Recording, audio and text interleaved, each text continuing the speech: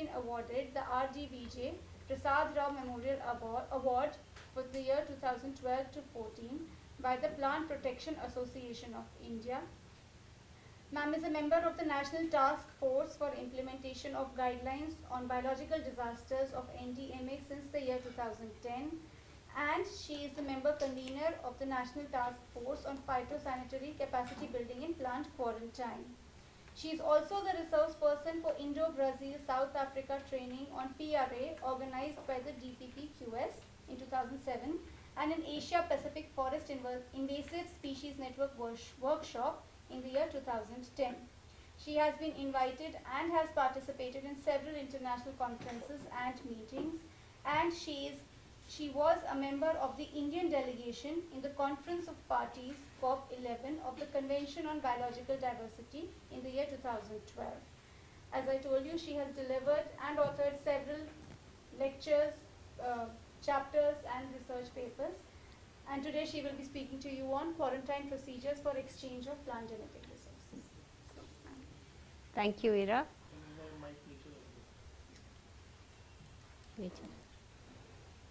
So she has given a very elaborate introduction. Thank you so much.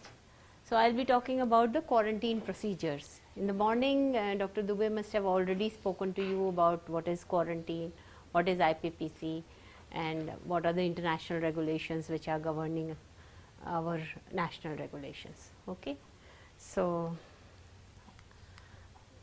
you already know what is. At the outset, I would like to just clarify two definitions. One, what is a pest? When we are talking about a pest, now IPPC, International Plant Protection Convention, gives all definitions.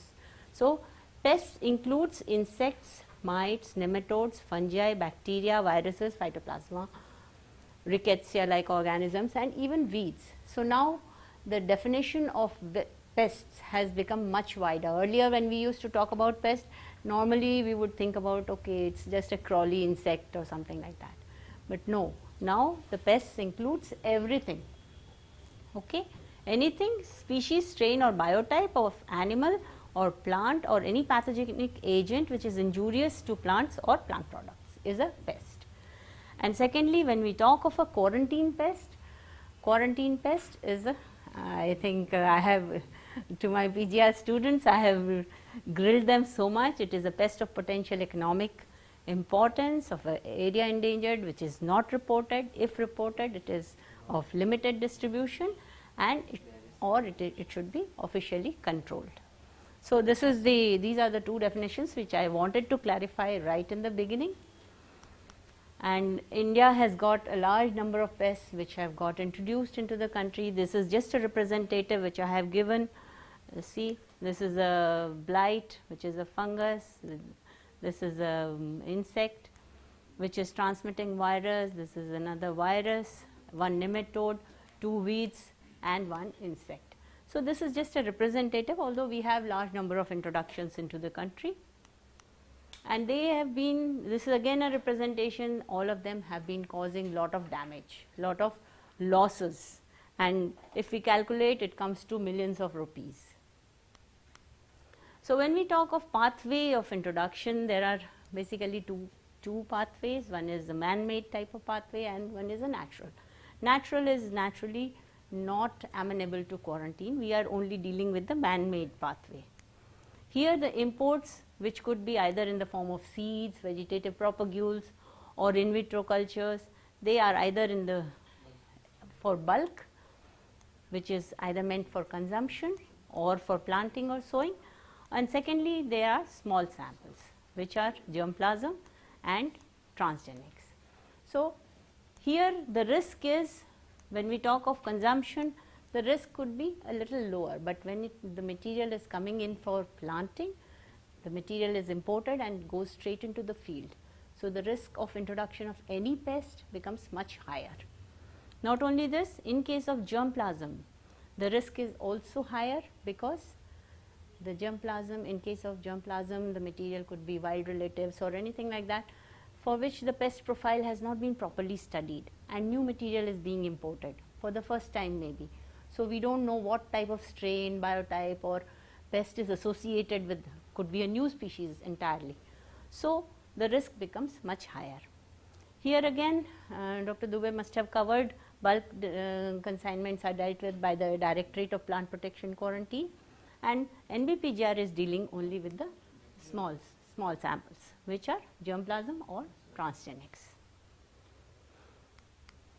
And when we see the risk analysis,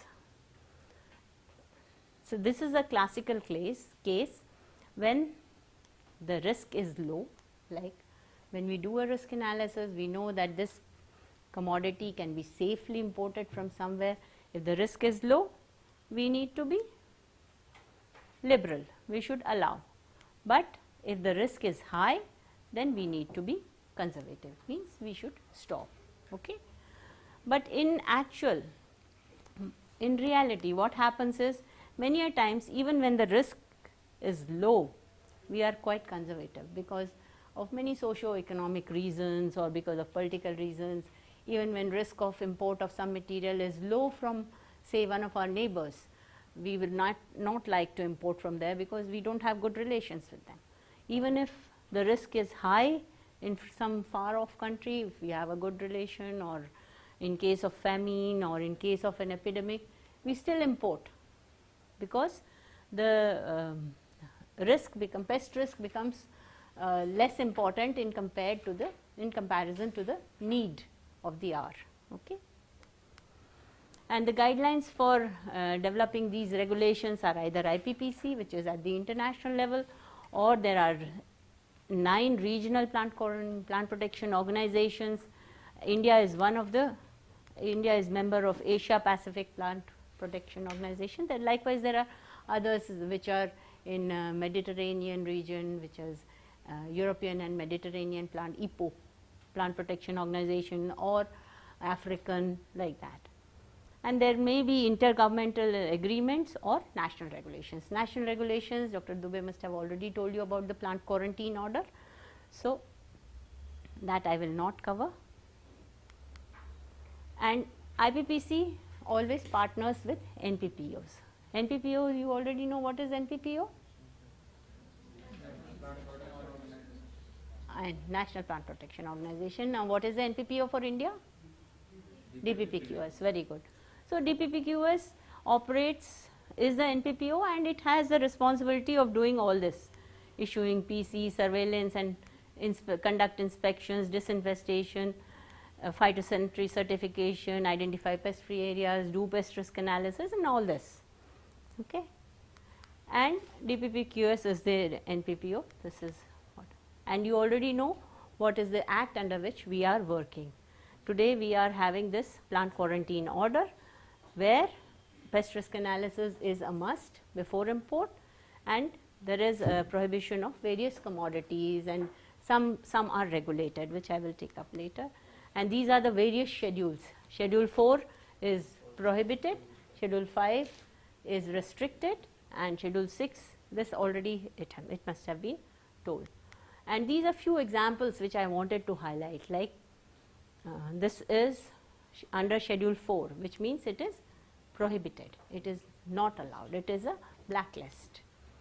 So Pinus species, you cannot import seed from North America because of presence of all these, and because of this particular nematode, pinewood nematode, which is not present in India, and so we restrict or prohibit this. And these are the restricted species in Schedule 5, like groundnut from certain places. These we do not allow because of presence of certain pests, and they are allowed only for research purposes with the recommendation and supervision, monitoring, and testing by the NRC on groundnut. Okay. So these are restricted commodities. There are 17 of them listed in this, and under the Schedule 6 we have large number of commodities, of totally around 698 agricultural commodities are there, and these are the details which you can import with additional declarations that it should be free of all these, and sometimes it should be free from soil, might require a post-entry quarantine, and sometimes DAC permission also. Likewise for cotton also. Cottonseed, sometimes fumigation or some sort of treatment is required. So, that is also spelt out clearly given in the PQ order. And this is the list of 31 weed species which are prohibited. Okay. And when we talk of NBPGR, see, NBPGR is the nodal organization for issue of import permit and for quarantine, and it has been empowered under the plant quarantine order. So, we are working under delegated powers under the law. Okay. And NBPGR has got state of art facilities. This afternoon you will be taking up the practical. So, you will see, you will be visiting all the labs, and we have processed more than 4 million imported samples over the years, which have been imported from more than 130 countries, intercepted large number of pests, and we basically provide technical backstopping even for the NPPO, the DPPQS, develop standards, develop more robust techniques for detection and identification of pests. And not only that, all the pests, all the commodities which are listed under Schedule 5, which are restricted, which are being imported only for research purposes, we work in a networking mode with the crop based institutions like NRC on banana, NRC on banana Trichu. For any banana material which is being imported, we have a collaboration with them. We issue the import permit only after clearance from the NRC on banana. Likewise, in case of citrus, NRC on citrus, Nagpur. So, we are working in close collaboration with the crop based institutes. Okay. And these are the 3 mandatory requirements. First is a PRA must have been conducted. There is an import permit which should be issued. Vandana might have taken that lecture, and you might be knowing already what is an import permit, how it has to be taken, and then a phytosanitary certificate, phytosanitary. All these we will be showing you practically. Dr. Celia is sitting there right behind me. She will be taking the practical this afternoon, and she will be showing you all these documents, how they look like and how it has to be processed. And this flow chart I would like to explain to you. Whenever any material, see, small samples are coming for research, germplasm or transgenics, they are received at NBPGR. We request for only untreated material. Okay. Even if some material is being imported which is treated, they give an untreated set which is definitely for quarantine for use in our labs. So, untreated material is, firstly we do the joint inspection where all pathologists, entomologists, nematologists and weed scientists, we will all sit together and examine the sample. And once the joint examination for any visual symptoms, once the joint examination is over, the material goes to respective labs for specialized detection. See, incubation test, these are the tests which we would be doing in the pathology lab. You would be practically doing or seeing them at least this afternoon. Then soaking, washing, staining, these are done for detection of nematodes. X-ray radiography and seed transparency, these are the tests which we do for detection of insects. So, all these different tests are done in different laboratories, and only after the material is cleared from there, then it is released. If it is found to be infested or infected, then various salvaging methods are there which we use for disinfestation or disinfection. Okay. Many of these techniques have been developed in-house, and once the material is salvaged, then it is released to the indenters. If you cannot salvage, then it is rejected and the material is incinerated. Okay. In case of any pesticide treated material or material which is known to have certain seed-borne pathogens like viruses, the material is grown in the post-entry quarantine, and only disease-free harvest is given back to the indenters. So, this takes one full growing season. Okay. And in case of certain pesticide treated, especially like trial material which comes here, the untreated set is examined in the quarantine and treated set is released to the indenters with an undertaking. Okay, that we will be going for a post-entry quarantine, or they will take the help of some designated inspection authority there itself and send us a feedback on the health of the material. So this is just a glimpse of how we have been processing over the years material, which is, you can see the larger bars are all import. So after 1995 our exports have really gone down because of CBD. When after the coming of CBD, the material, your germplasm, your genetic resources have all become sovereign rights, your own rights. The countries are not willing to share much.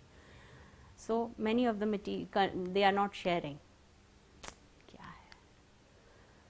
And you see the infected samples with different pests. Majority of them are infected with insects here, around 62, pathogens 22%, nematodes and weeds. And these are the various salvaging techniques that we are using, like mechanical cleaning or seed treatment, pesticide dip and spray, acid wash. Some of them are developed here only, like acid wash was developed at NBPGR, ethyl alcohol wash was developed at NBPGR.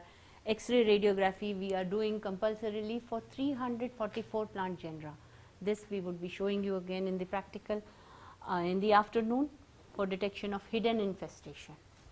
Then fumigation we are doing for material both at normal atmospheric pressure as well as in this vacuum fumigation. Hot water treatment is given as a prophylactic treatment, and post-entry quarantine is done for most of the pulses. And this is the post-entry quarantine, see, which we do at the indenter site. Here we are doing in the post-entry quarantine at NBPGR. Not only that, we are also going to the indenters and doing post-entry quarantine there. Once the material is released on an undertaking, NBPGR scientists will visit the site and we will examine there. And sometimes if the material is found to be infested or infected with some pathogen which you cannot salvage or which is of quarantine significance, the indenter is asked to destroy the material. See, these are the various 23. In the past 2 years itself, we have done more than 23,000. So these are examples of a few pests which we have intercepted. All of them are listed here, are not yet reported from the country, and they are of quarantine significance. You can see they have been intercepted from various developed countries like USA, UK, such all these countries which are sending material with a phytosanitary certificate certifying that it is free from pest. Still we are able to intercept many times. Okay. So you need to have even when the phytosanitary certificate is there, quarantine is a must, because many a times there may be an oversight or something. So you can still detect and when we look at the types of various pests which we have intercepted, the first one is pest not known to occur. So not known to occur means it is a quarantine pest. Like this is soybean downy mildew, which has been intercepted from USA number of times. Then pests having different races or strains or biotypes which are not known to. Again, this qualifies in the definition which I said in the first slide itself. It qualifies as a quarantine pest. Then pest in a new host or in a new country from where it has never been reported before. So in this is a highly risky category because it will never figure in a pest risk analysis. When we are doing a country specific pest risk analysis, we will look at what are the pests which are present in that country and see what are present in our country and then compare. But if this pest is not reported from that country, means it will not come in the PRA. Okay. So again, this is a very risky category. Then sometimes pests which are reported from India but with a very wide host range. So their possibility of getting established is much, much higher. And sometimes, only rarely, do we intercept pests which are new species, which have new species to science, which are not known at all. So, these are basically the categories in which the pests have been intercepted. And over the years, 75 pests not yet reported from India have been intercepted, and these are the various categories. And we did a small analysis on the annual probable loss due to various exotic pests. And if you see, in case of wheat itself, if one fungus, one virus and one weed, if all of them cause just 0.1% of yield loss, then a loss of this many lakhs will occur. So, this is the estimation. Had we not intercepted all these pests, the loss to the country could have been so much. Even 0.1% yield loss can result in so much of loss.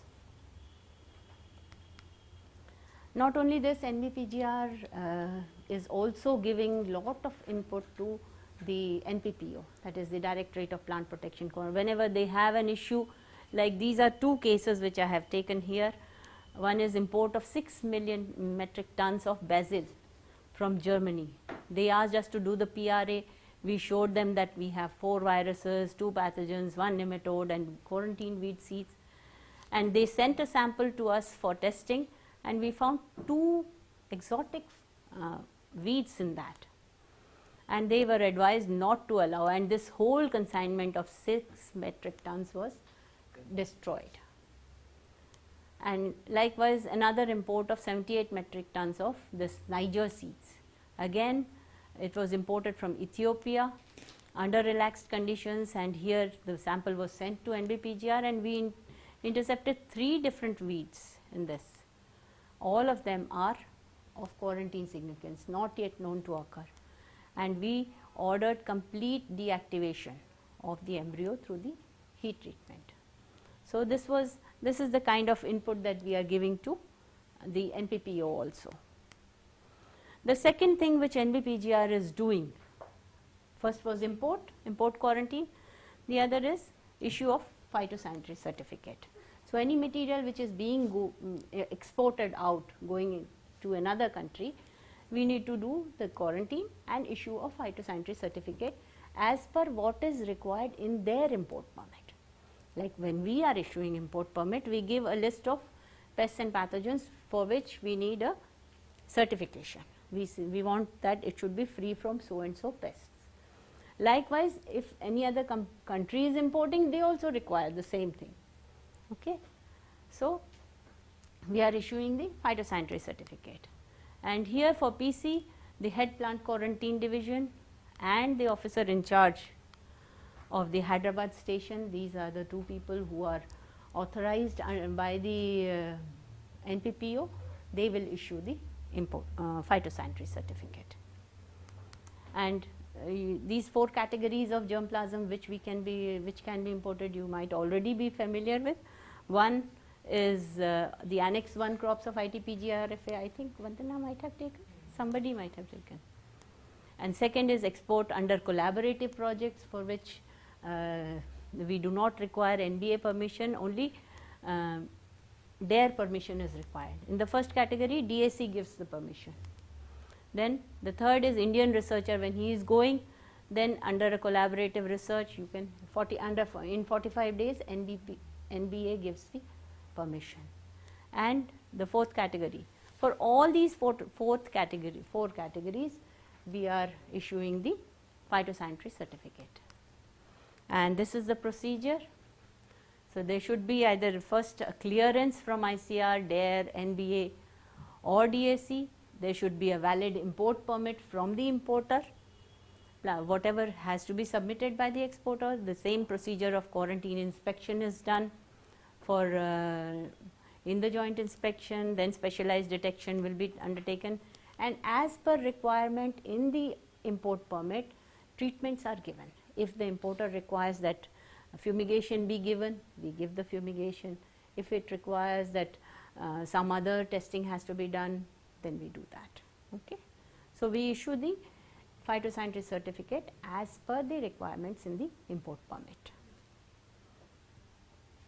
And if the material is again infested or infected, found not suitable, we ask the indentor to resubmit the material, because this is our in-house thing.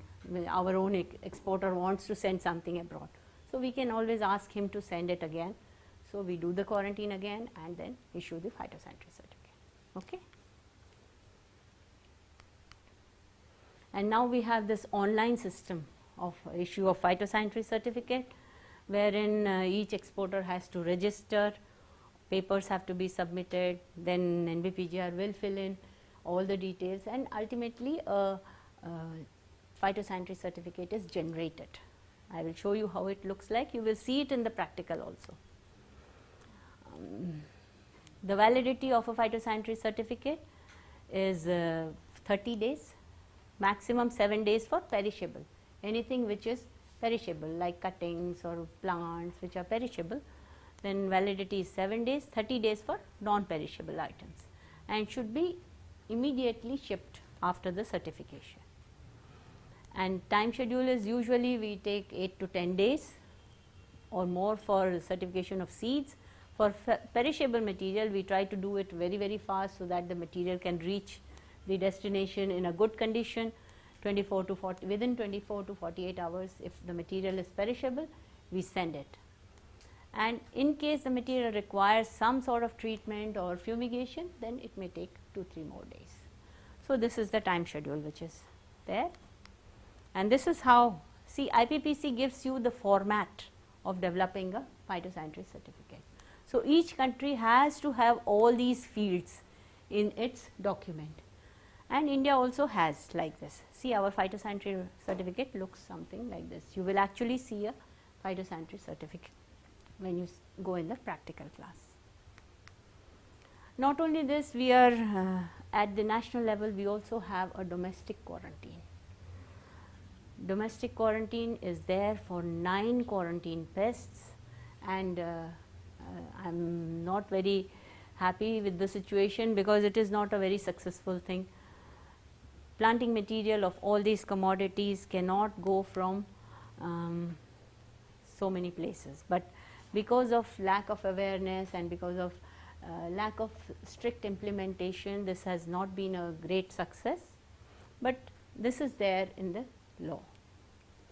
So you might have heard that potatoes material, seed material cannot be brought from Nilgiris. Have you heard? That is under domestic quarantine. But there is no check, or nobody is checking or stopping you if you bring. So this is not a, it's just that you need to have more awareness. People should themselves feel that, yes, I should not take because it's a risk for my country, right? So that awareness should be there. And not only that, over the years, recently you must have heard of this example, fall armyworm.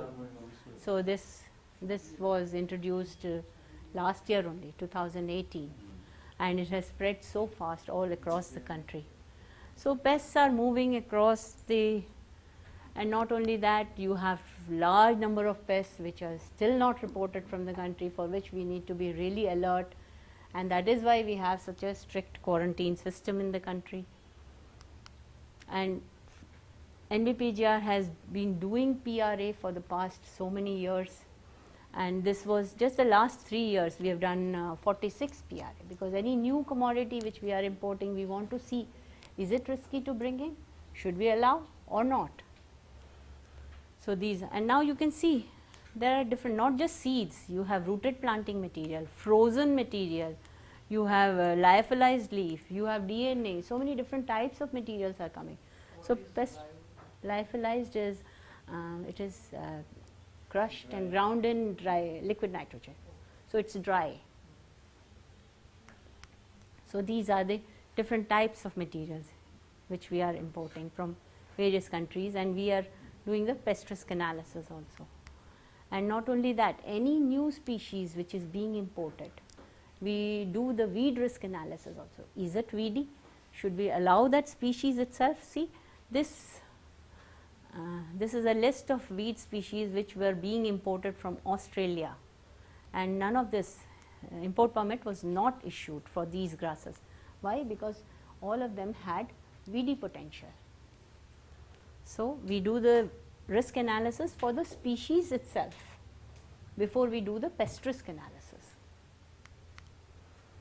And when we see quarantine, pests do not recognize any geographical boundaries. They move across.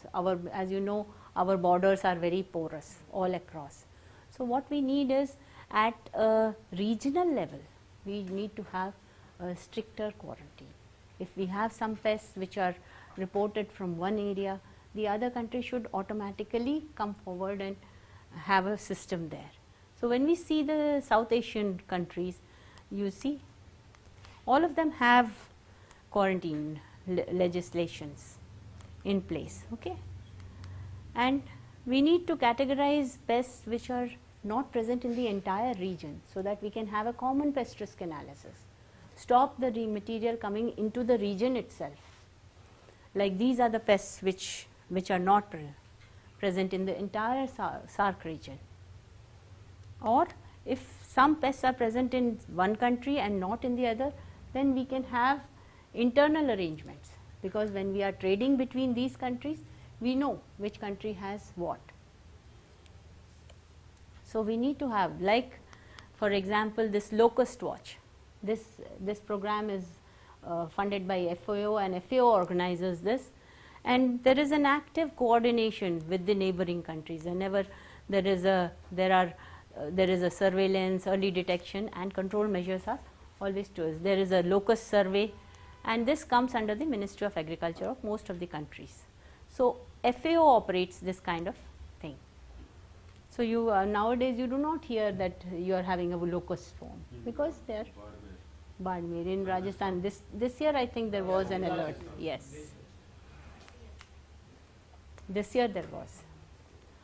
And not only this, see this, you might have heard of UG99, wheat rust.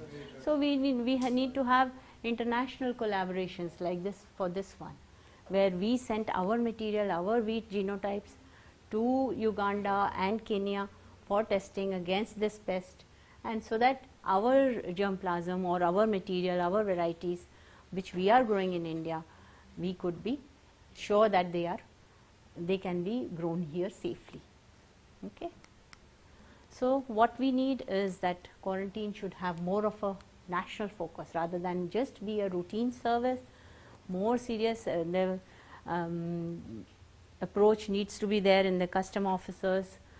We have been conducting regular trainings. Dr. Celia here, she was involved in conducting lot of trainings, more than 40 trainings across the country for custom officers and quarantine officers, because whenever some custom officers kya dikhta hai, it looks for gold, narcotics, weapons, something like that. Nobody looks for seeds or any planting material.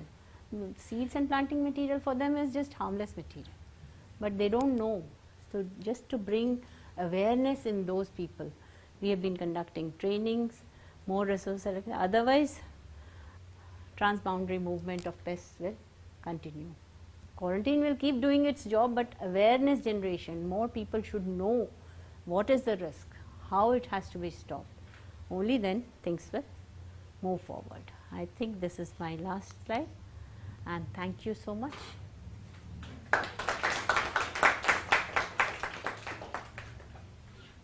If you have any questions.